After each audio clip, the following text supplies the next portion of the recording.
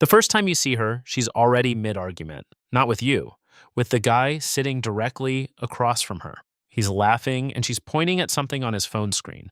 She takes the phone out of his hand and fixes it herself.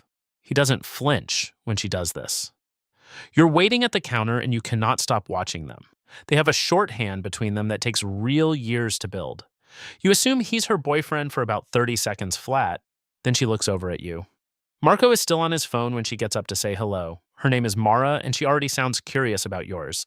His jacket is on her chair even though the room is warm. You notice it and don't know what to do with it yet. You ask about Marco on the walk home from the first date. She smiles the kind of smile that closes a subject before it opens. She says they've been friends since the first week of freshman year. She says it without pausing, without explaining, without any apology. You hear the conversation end. You don't push because something in her tone says not to. The second date turns out to be a group thing with absolutely no advance warning. Marco is already there when you arrive, sitting in the chair she usually takes. You take the empty seat beside her and he gives you a single nod. That's the entire greeting. You order what she's having because you haven't looked at the menu yet. She notices immediately and says good choice without looking up from her drink. Marco says you just picked off the board and she tells him to relax about it. She's smiling when she says it. You are still figuring out what role you're supposed to play in all this. Sofia appears at the third group outing completely ready to evaluate you. Sofia has known Mara since the 6th grade, which means she has complete files. She sits down with a glass of wine and gets directly to the point. She says Marco thinks you're all right. She explains that coming from Marco, that phrase carries a specific and significant weight. She says he called most of Mara's previous boyfriends perfectly fine, at absolute best. You ask what exactly puts you in the all right category. She refills her wine without answering. Then she asks where you grew up instead, and the evaluation continues from there. Mara keeps a running note on her phone just for Marco's logistics. His dental appointment is in there, along with the password to his streaming account. His sister's due date is in there with a reminder set for 2 weeks before. You find out when she asks you to read items from her phone aloud. You get 4 items in before you stop. She takes the phone back without comment and keeps walking. You're learning that she handles what needs handling and doesn't narrate the process. This is going to be one of the things that makes you love her most.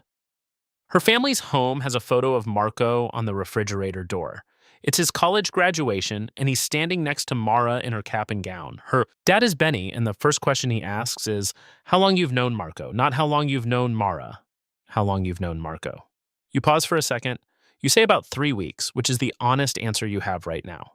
Benny receives this the way a judge takes in evidence he hasn't ruled on yet. Her mom, Celia, hands you a plate before she even asks your name. You eat everything on it. She watches you from across the kitchen before she finally sits down. She gives one slow nod when she does. You don't know what that nod means yet, but you already feel its weight. Marco stays for dinner because Marco apparently always stays for dinner here. He has an actual designated chair at Benny and Celia's table. You discover this when you sit down in his seat without knowing it. Benny just looks at the chair. You move without a word and Marco never acknowledges any of it happened. Celia tops off your glass right after you move, which tells you something. You are going to be thinking about that dinner for the rest of the week. Sofia finds you in the kitchen after dinner and closes the door behind her. She says the chair thing happens to everyone who comes through this house. She says most people apologize too much or make it weird when they have to move. You just moved without a word. She says that's the right answer to that particular unspoken question. You ask what the question actually was. She looks at you for a moment and then says you'll figure it out eventually. Mara makes coffee at 6:15 every morning without setting any alarm. By month 6, you're waking up at 6:15 without knowing why. By month 8, you have 2 mugs ready before she comes downstairs. She doesn't comment on this. She just takes her mug and sits down like this is how it's always been. Marco told you once that she does this to everyone she lets close enough. He said she doesn't train you. She just lives her life, and you start matching it. You thought about that for about 3 days after he said it. One night she's sick, and you go to her apartment to help figure it out. Marco is there before you finish figuring out what she needs. He came from across the city with soup and 2 specific types of medication. You didn't call him. He says Mara texts him when she's sick before she texts anyone else. She does this because he once drove her to urgent care at 2 in the morning. She's been doing it since then and sees no reason to change the system. You're standing in her kitchen holding the soup you picked up on the way over. He has the better soup. He stays for 2 episodes of whatever she has on and leaves at 9. He gives you a look on the way out that says he knows you know about the soup. You already know he's right about the soup. You have Marco's number saved in your phone by month 4. You text him once about a restaurant Mara had mentioned wanting to try for weeks. He responds in under 2 minutes with the specific dish and which table to request. You take her on Friday and say Marco's name to the host at the door. They move you immediately. Mara watches it happen from across the room and says absolutely nothing at all. You act like you've had a connection to this restaurant for your entire life. She's recalibrating something from across the table, and you can see it happening in real time. The ring conversation happens in your car, parked outside a jewelry store downtown. You've been sitting there for about 20 minutes and haven't moved yet. You call Marco without having planned to call him at all. He picks up on the second ring. You tell him what you're parked outside and why you can't get out of the car. He doesn't say anything for a moment, and then he asks what size she wears. You tell him you have absolutely no idea what ring size she wears. He says she's a 6. He says she tried on his grandmother's ring at the end of sophomore year, just to see what it felt like to wear one. He says it the way you'd describe something from an ordinary Tuesday afternoon. He says she's been waiting a long time for someone to actually do this. He's very clear that he means she's been waiting for you specifically as a person, not for a proposal as an abstract idea, for you as the actual person you turned out to be. You sit in the car a while longer and then you go inside. She says yes before you finish the second sentence of the proposal. She interrupts you to say it and then asks you to please start over from the beginning. She's already crying by the time you reach the end of it the second time. Marco is the second call she makes. You are still in the room when she dials his number from memory. He picks up on the first ring. She says we're getting married and he says it's about time for that already. She laughs so hard she has to sit down on the floor with the phone. You pick it up when she can't hold it anymore. He says congratulations from the other end of the line, and man, when he says it, that word lands differently than anything else he's said to you. You've never heard him use it until now. The wedding planning makes Marco an active participant in your daily life almost immediately. He drives her to venue tours and already has opinions about the centerpiece arrangements. He texts you photos when she can't choose between 2 options for the reception chairs. He says, take the second option, but please don't tell her he said so. You tell her anyway. She already knew what he thought before you passed the message along. She wanted to see if you'd relay it faithfully, and you did. Sofia handles all the invitations using a spreadsheet she built entirely from scratch. It has 4 separate tabs and a color-coded key she prints out on its own page. She emails you a copy with your column labeled "The Groom" in yellow text. She put a small gold star beside the heading. She doesn't explain what the star means. You print the spreadsheet and put it on your refrigerator door anyway. Benny calls you on a Tuesday to offer his opinion on the venue.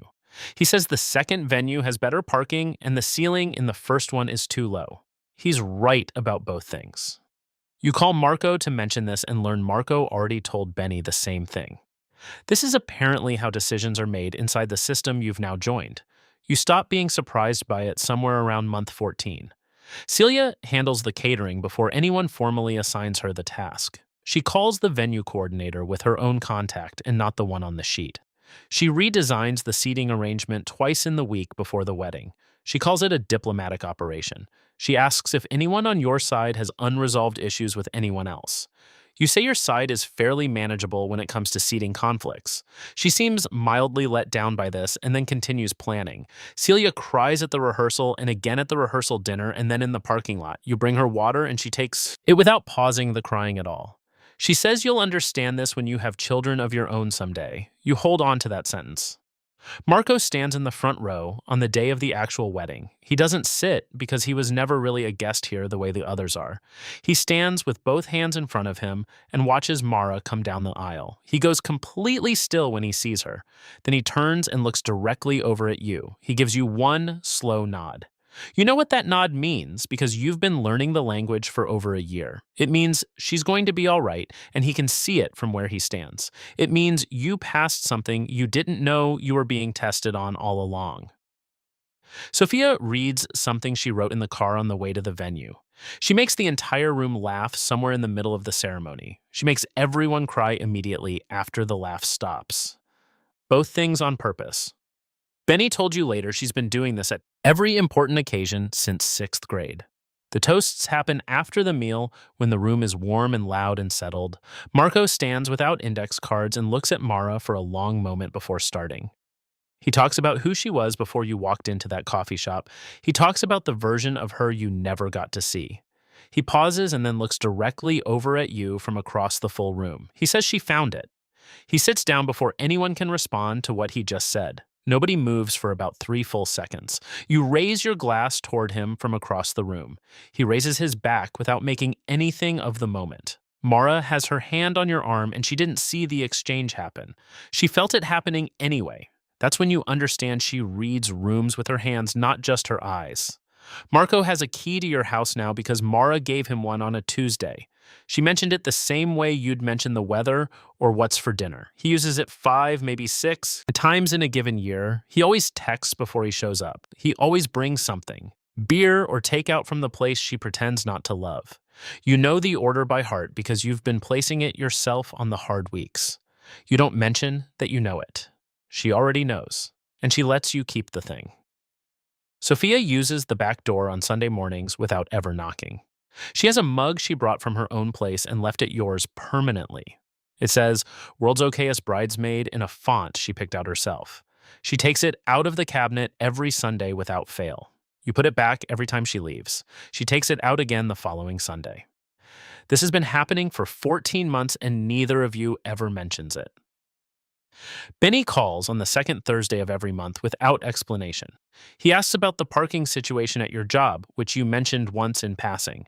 He asks about your lower back, which you mentioned hurting once last September. He remembers all of it. Celia calls on Fridays and asks whether you've been eating properly lately. Before the wedding, she asked if you were comfortable at the house. After the wedding, it became whether you were eating enough, which is something different. You're learning to read what she's actually asking underneath each question. One Tuesday evening, you say something that makes Mara cover her mouth. You weren't even trying to be funny when you said whatever it was. Her shoulders start shaking and she can't quite get the words out. You said nothing that clever. But she's laughing the way she used to laugh at something Marco said. You notice this and say nothing at all about it. Marco is there that evening, because of course he's there. He watches her laugh from across the table. He looks over at you and raises his glass just barely, just enough to mean something real. You've stopped trying to figure out where his world ends and yours begins with her. He's in the world and so are you. And the world got bigger than either of you planned. She covers her mouth again. The shoulders start going again. You didn't know that's what you were working toward this whole time, but here you are,